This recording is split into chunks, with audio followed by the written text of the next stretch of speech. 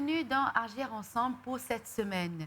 Chaque semaine, nous partons à la rencontre d'hommes et de femmes qui font des actions pour aider notre société.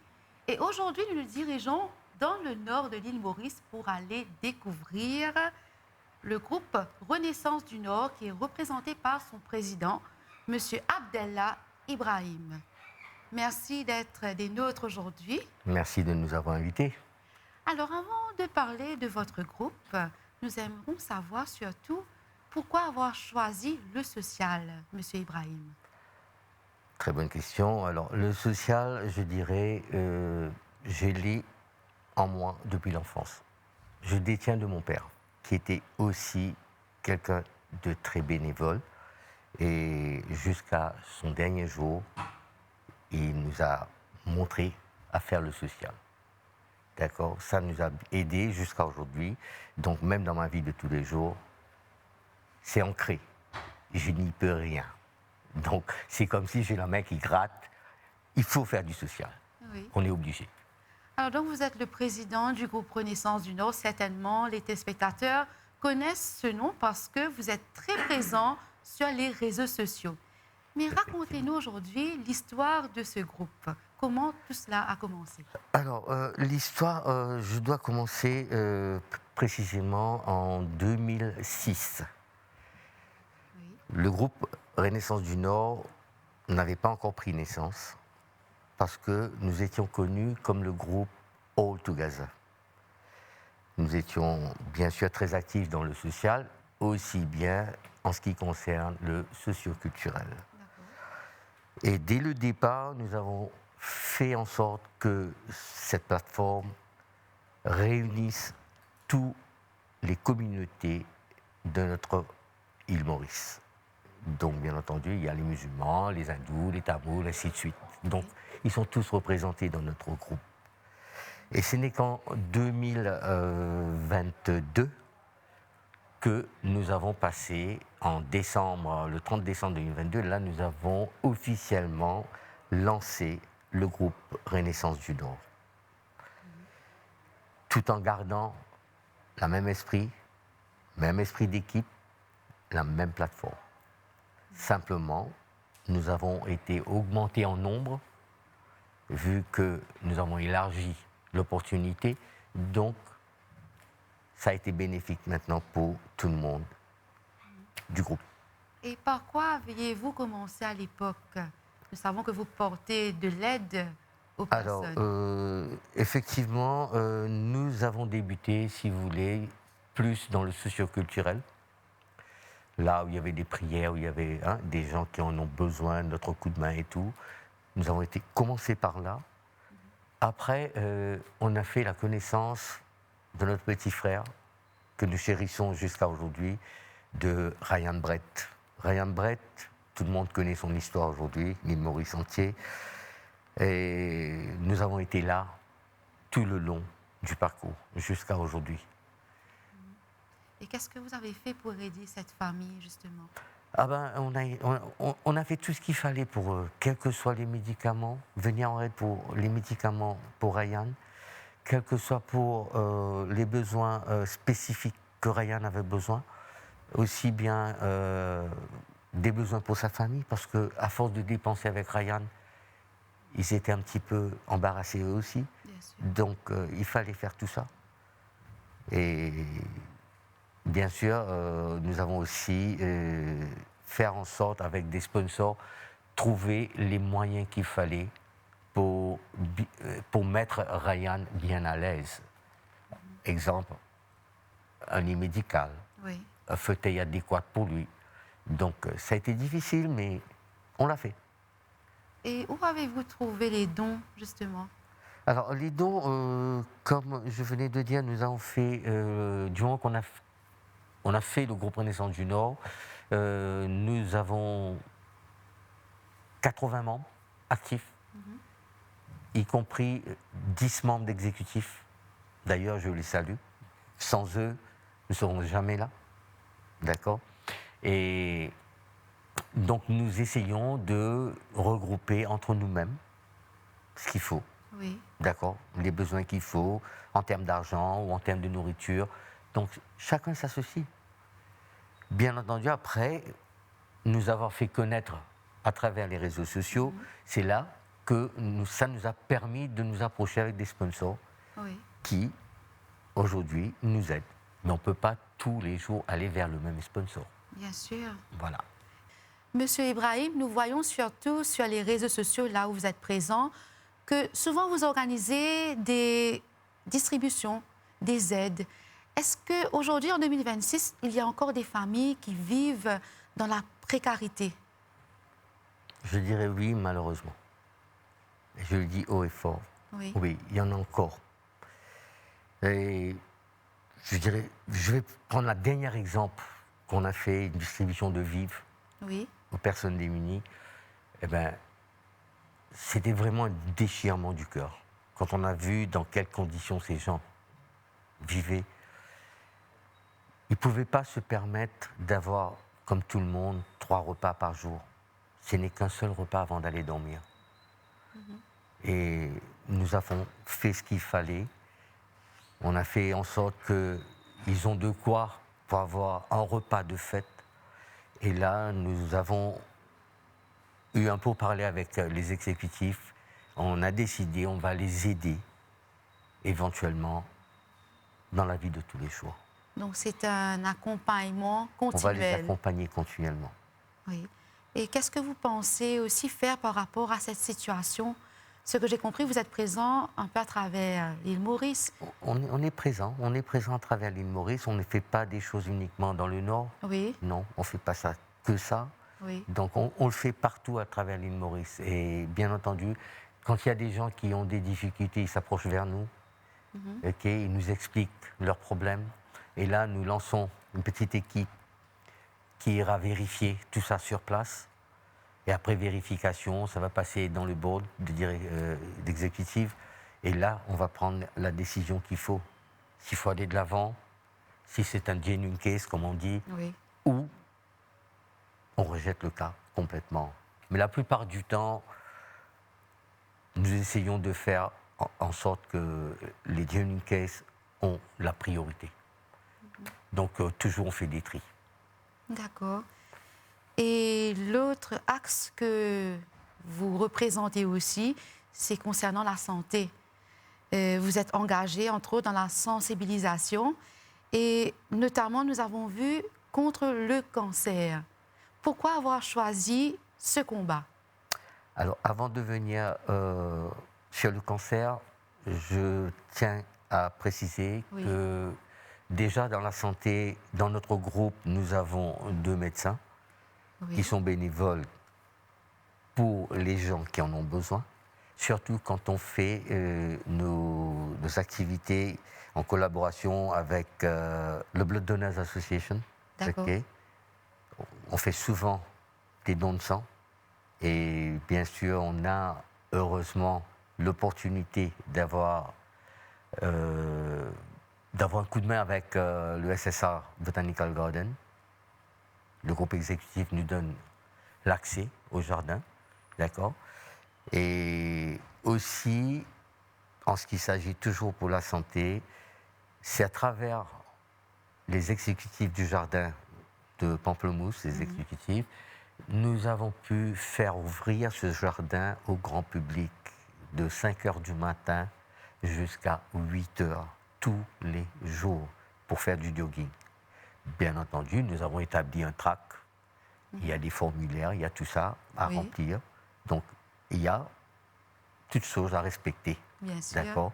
Et je vois aujourd'hui que nous avons au moins une 150aine de personnes qui le font presque tous les jours.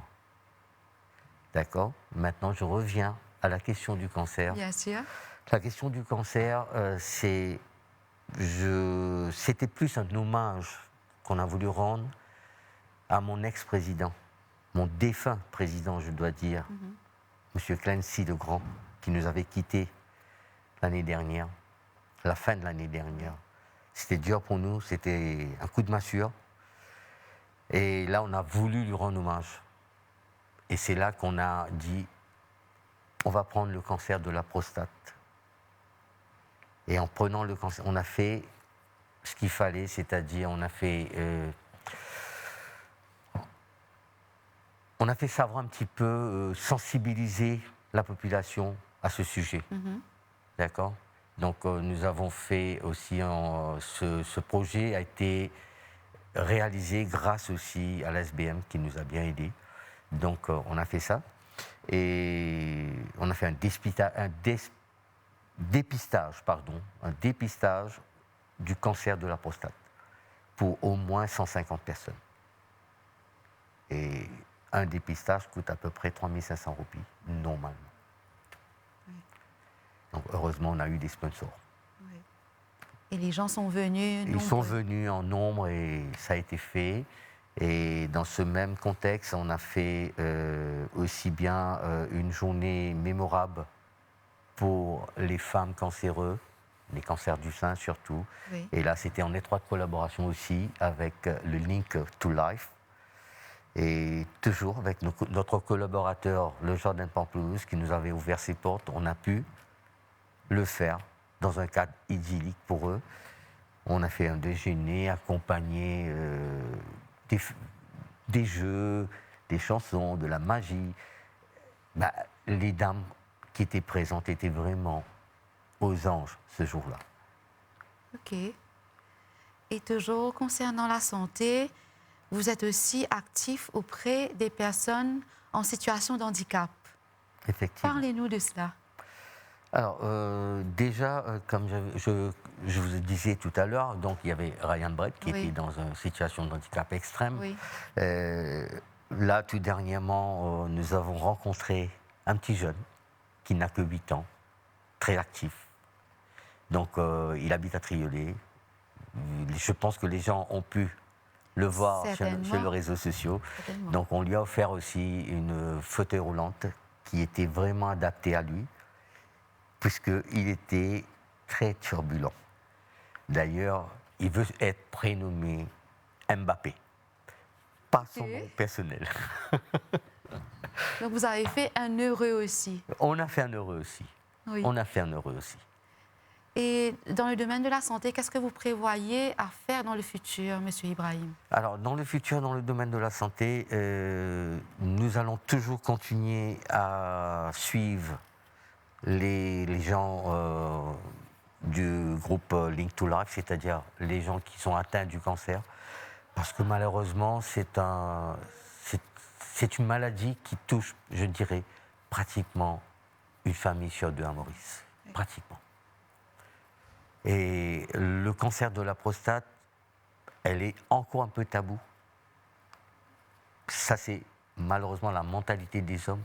C'est ce que vous avez remarqué sur le terrain? C'est ce qu'on a remarqué sur le terrain. Okay. Ça reste encore un peu tabou. Alors, c'est quelque chose que je pense que le ministère de la Santé va devoir jouer son rôle maintenant un peu, faire connaître, faire des émissions plus appropriées. Parce qu'il y a des gens qui l'ont et qu'ils ne savent pas, parce que ils ont honte d'aller voir un gynéco pour aller expliquer leurs problèmes, et si tu, je suis à tous les hommes, hein, je ne dis pas les femmes, je suis à tous les hommes. Okay. Mais c'est quelque chose qui nous touche beaucoup. Donc on va sensibiliser ça encore plus. Et aussi, je dirais, le diabète. Ça, c'est un mal qui nous ronge tous les jours. Et vous prévoyez quoi pour... Alors, le diabète, je dirais, c'est plus... toujours, il faut conscientiser la population, mais il faut commencer par les enfants. Il faut commencer par eux. Quitte à le faire à partir de l'école, il faut leur faire comprendre la bouffe facile, les gazeuses, c'est pas ce qu'il faut. Il y a autre chose que maman peut faire à la maison. Malheureusement, aujourd'hui, tout le monde travaille. Mais il faut trouver du temps pour préparer des choses adéquates pour nos enfants. Ce n'est pas leur donner une portable ou une tablette. On est tranquille, on va faire ce qu'on veut, nous, les parents, en oubliant ce qu'il faut. Parce que notre devoir, c'est envers nos enfants pour avoir une Maurice meilleure pour demain. Donc, vous allez vous concentrer sur le problème du diabète et spécifiquement les enfants. Les enfants. Les enfants. Ok. Parce qu'il y a beaucoup d'enfants qui ont des diabètes du type 1 à Maurice. Oui. C'est uniquement quand vous êtes sur le terrain que vous vous en apercevez. Vous voyez cela. En tout cas, on vous souhaite de réussir cette campagne de sensibilisation, Merci. M. Ibrahim. Merci du fond du cœur. Et vous êtes aussi dans l'environnement. Alors, on voit que vous êtes présent partout. Qu'est-ce que vous faites pour conscientiser, pour avoir un environnement meilleur? Alors, bon, nous sommes dans l'environnement, oui, et nous le faisons uniquement pour la génération future. Parce que nous sommes très proches pour terminer ce que nous sommes venus faire ici-bas. Mais la génération future, il faut leur laisser au moins une empreinte de notre passage. Et qu'est-ce qu'on a fait pour eux? Il faut expliquer. Oui. D'accord? Déjà, nous avons fait, il y a 2 ans de cela, un grand nettoyage des plages de Pointe-Piment jusqu'à Montchoisy, tout en récoltant 30 tonnes de déchets, des divinités, des petits, comment dirais-je, on appelle ça des diyas, et en terre cuite, qu'ils utilisent pour faire de la prière et tout. Des statues de la Vierge Marie. Tout ça, on l'a fait de ce parage-là. Et on a essayé de conscientiser les gens pour qu'ils arrêtent à le faire. Nous avons mis à leur disposition des temples qui sont prêts à accueillir ces divinités. Oui. Et eux, ils vont l'utiliser dans la façon qu'il faut. Comme ça, on laisse l'environnement tranquille. La même chose, on a fait à Poteau d'Or, on a fait la même chose au Pont Malais. Et Pont Malais, tout dernièrement, on a renettoyé encore. Donc, on essaye, tout bien que mal. Nous avons été aussi approchés par l'hôtel Radisson Blu de Poste-Lafayette. Nous avons aidé, nous avons donné un coup de main pour nettoyer la plage de Poste-Lafayette à Brado. Donc là-bas aussi, on a collecté pas mal de choses. Malheureusement, je n'ai pas le moyen de vous montrer tout ça en vidéo, mais sur nos réseaux sociaux, sur notre page, vous aurez tout ça. Et vous continuez dans ce sens? On continue encore dans ce sens. Oui. Et justement, comment faites-vous pour mobiliser les gens, M. Ibrahim? Alors là, c'est une petite technique. Les jeunes, vous avez constaté que notre groupe, il y a beaucoup de jeunes. Beaucoup de jeunes, oui. Même les enfants. Ah ben, on a essayé de cerner un peu ces jeunes-là pour savoir qu'est-ce qui les motive. Ben, finalement, on a compris. Oui. Pour motiver un jeune, il suffit d'organiser des petites randonnées, faire une petite fête, simple, comme un petit bring and share. Voilà, on va à la forêt Maccabée, on va se joindre à X place et chacun ramène un petit truc. On fait un petit get-together dans la forêt, mais tout en gardant en tête de les faire travailler la petite cervelle. Donc, leur faire prendre conscience de leur rôle dans la société de demain. Et ça les motive. Oui. Ça les motive vraiment. Et à chaque fois, ils nous demandent, c'est quand le prochain randonnée? Donc, ils sont prêts à tout là pour nous. Et ils viennent aider dans tous les axes que vous êtes, la santé. Santé, les ramassages d'ordures, aucun problème. Okay. Donc, ils font ça bénévolement. Hein. Ils font ça bénévolement. Donc, vous avez de l'aide. Est-ce que vous avez encore besoin d'aide actuellement? Certainement, on aura toujours besoin d'aide. Surtout des sponsors. Parce que, comme je disais, on ne peut pas aller demander toujours à la même personne. Il y a des gens, il y a des gens ils veulent l'idée, mais ils ne savent pas comment faire. Donc, sur notre page Facebook, il y a des numéros de téléphone. Nous avons aussi bien un website qui peuvent rendre visite et voir un petit peu, comme on dit en anglais, nos achievements, ce que nous avons fait et notre sérieux. Parce que nous ne restons pas assises, le bras croisé. D'accord? Par année, on avait débuté la première année avec 19 activités Oui. pour toute une année. La deuxième année, on l'a fait avec 25 activités. Et là, on l'a fait pour 2025 avec 30 activités pour une année. C'est beaucoup, je dirais même c'est énorme pour un ONG, et surtout qui n'a toujours pas encore de ressources qu'il faut. Oui. C'est énorme. Donc, je fais un appel à ceux qui veulent nous aider. Contactez-nous. Il y a notre numéro de téléphone sur notre page. On vous dira jamais assez merci.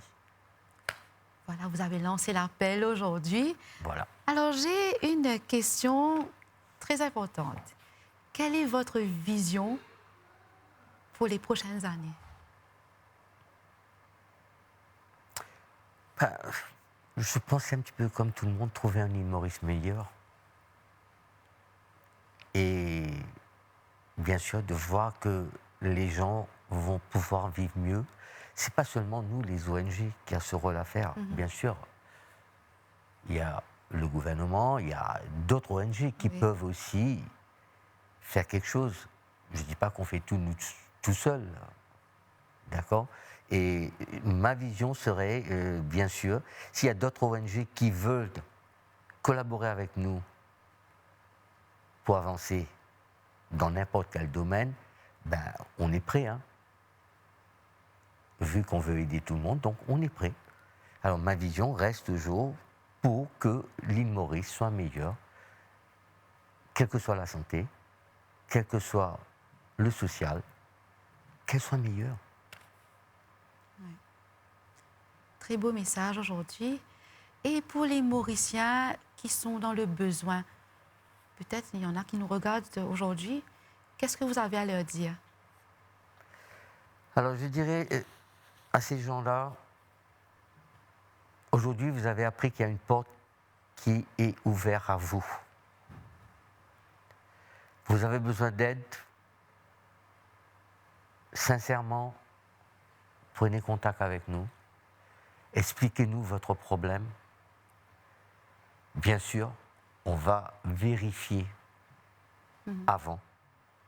Et dans la mesure du possible, on va faire notre maximum pour vous aider. Voilà. En tout cas, on vous remercie, M. Abdellah Ibrahim. C'est moi qui vous remercie. Et on remercie toute l'équipe, certainement. Exactement. L'équipe est en train de regarder actuellement. Je Et suppose. on vous souhaite vraiment de réussir dans tout ce que vous entreprenez. Merci beaucoup. Merci Et beaucoup. bien sûr, à vous, chers téléspectateurs, l'appel a été lancé aujourd'hui. Si vous sentez que vous pouvez aider cette association, vous êtes les bienvenus. Et nous, on se retrouve la semaine prochaine pour découvrir encore un groupe qui travaille pour la société mauricienne. À très bientôt.